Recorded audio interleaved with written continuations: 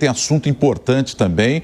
O ex-presidente Jair Bolsonaro chegou à capital federal para acompanhar o julgamento da admissibilidade da denúncia da PGR no Supremo. Vamos ouvi-lo. Onde o Lula foi julgado? Primeira instância. Há poucas semanas mudou-se o entendimento de foro, para exatamente eu ficar na primeira turma, depois questionar a questão de plenário. E teria que ser, se fosse Supremo, seria plenário. Estão mantendo ainda a primeira turma. E outros casos também, a Débora, a do batom, tá? É para ser julgada aqui ou primeira instância? Ela, inclusive, segundo o Poder 360 que eu vi agora, seria juizado especial. Nada além disso. Nessa formação atual dos ministros da Corte, o senhor conta com uma unanimidade contrária em termos de voto? Vou esperar o placar sair, ok? Esperar o placar sair. Senhor vai agora, o meu advogado, o do Braga Neto, que eu não converso com ele, tá? Que eu não posso conversar, vejo o acompanho através da imprensa, são advogados experientes, conhecem com profundidade toda a jurisprudência do Supremo Tribunal Federal. Isso vai ser levantado, inclusive estou com delações. A Lava Jato tem quase 200 delações, a minha teve uma, completamente irregular do começo ao fim. Um vai e vem do delator, que estava ali pressionado de prender a esposa e a filha dele. Ou não era? Vocês viram as imagens. Os advogados pediram delação premiada, tem um início, né? Que você qualifica ali o delator até o final. Os advogados pediram o vídeo, os vídeos das delações. Não chegaram pra gente ainda. Nos deram 15 dias para defender de um processo de mais de 100 mil páginas. Mais uma quantidade grande também de vídeos e áudios. Agora, não deram a integridade do que foi usado como prova. O senhor vai assistir o julgamento? O senhor vai acompanhar pela televisão? Em algum lugar eu vou assistir. Não vai assistir? Algum lugar eu vou assistir. Na casa do deputado Zul? Em algum lugar eu vou assistir. No PL? Em algum lugar. Bora, pessoal. Desculpa aí, tá? Obrigado pela presença.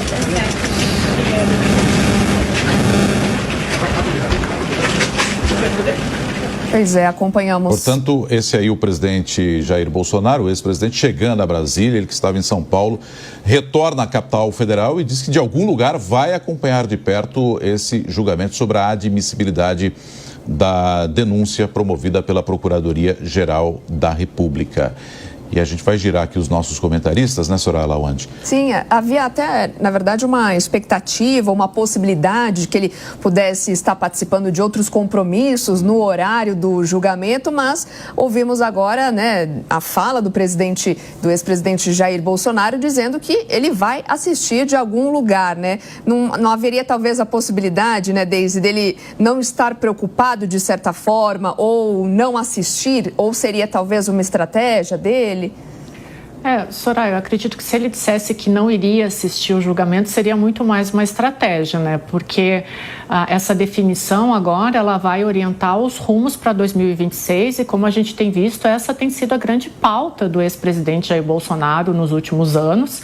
Então, não teria como ele deixar de assistir, né? E algumas respostas, elas virão agora desse julgamento, como, por exemplo, se a direita ela vai se organizar ou ela vai se fragmentar a partir disso, né? A gente tem visto o ex-presidente ontem mesmo deu uma entrevista falando que ele é o nome da direita para 2026, então isso também vai depender desse julgamento e de como que essas respostas vão se alinhar.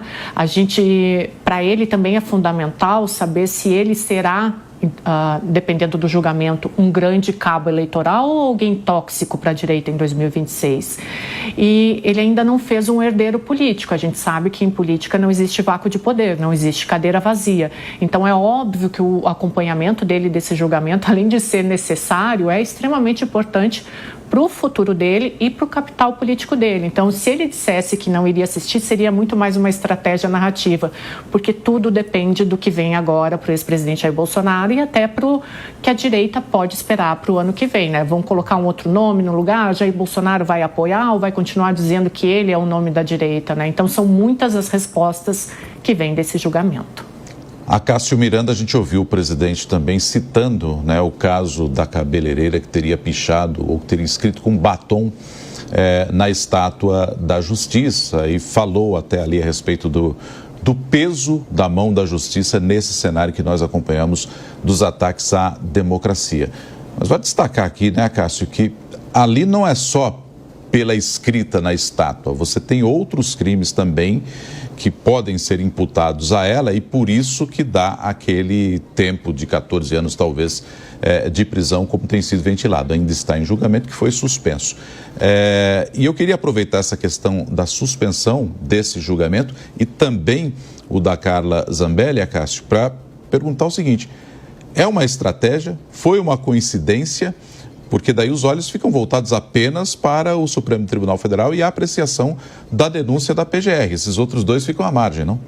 Exato, a suspensão foi proposital, Nonato, não dá para a gente falar qualquer coisa em outro sentido. O Supremo fez exatamente para que as atenções estivessem todas elas voltadas para o julgamento acerca da admissibilidade ou não da denúncia contra o ex-presidente Jair Bolsonaro. Por mais que sejam fatos, eu não diria que possam ser associados, mas fatos próximos, todos eles praticados num mesmo contexto, o Supremo optou por essa estratégia. Primeiro analisaremos a situação do ex-presidente, o caso da Carla Zambelli já tramita no Supremo há bastante tempo e há uma tendência muito grande pela sua condenação, e o caso da moça que passou o batom na estátua, ele está dentro daquele pacote dos julgamentos relacionados ao 8 de janeiro. Só em relação à questão da moça, eu acho importante a gente fazer uma ressalva que foi proposta para ela a possibilidade de suspensão,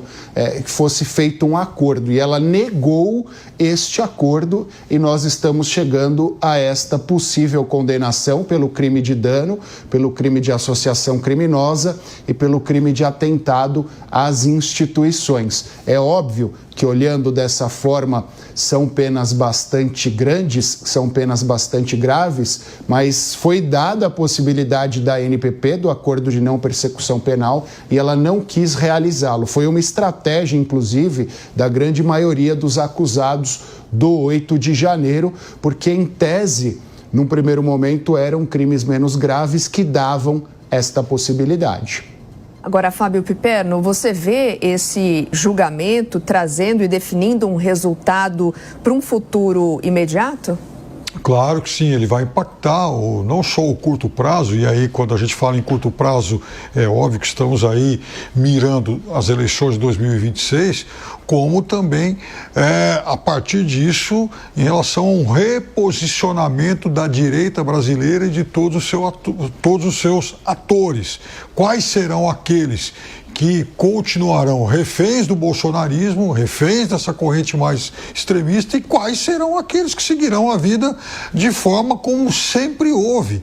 Porque, veja, a direita brasileira, ela não foi fundada a partir da eleição e do protagonismo do presidente Bolsonaro. Ela sempre existiu. Ela, talvez não de uma forma tão agressiva, de uma forma, eu diria, tão explícita. A gente até brinca que a direita não havia saído do armário e tal, mas a verdade é que a direita sempre fez parte do jogo político, como tem que ser em qualquer lugar do mundo. Agora, o Cássio tocou num ponto muito importante, que foi o acordo de não persecução penal oferecido pelo STF para 1.200 pessoas. O ministro Barroso falou sobre isso na semana passada e só metade, mais ou menos, aceitou. E esse acordo previa exatamente o seguinte: renúncia ao uso de redes sociais por 2 anos, multa de R$5.000 e um curso lá sobre democracia, em troca de encerrar os processos. Mas, veja, mesmo assim, metade acabou não aceitando e tentam agora se socorrer, se escorar nessa história da retórica do batom aí, que é, obviamente, uma falácia retórica e jurídica.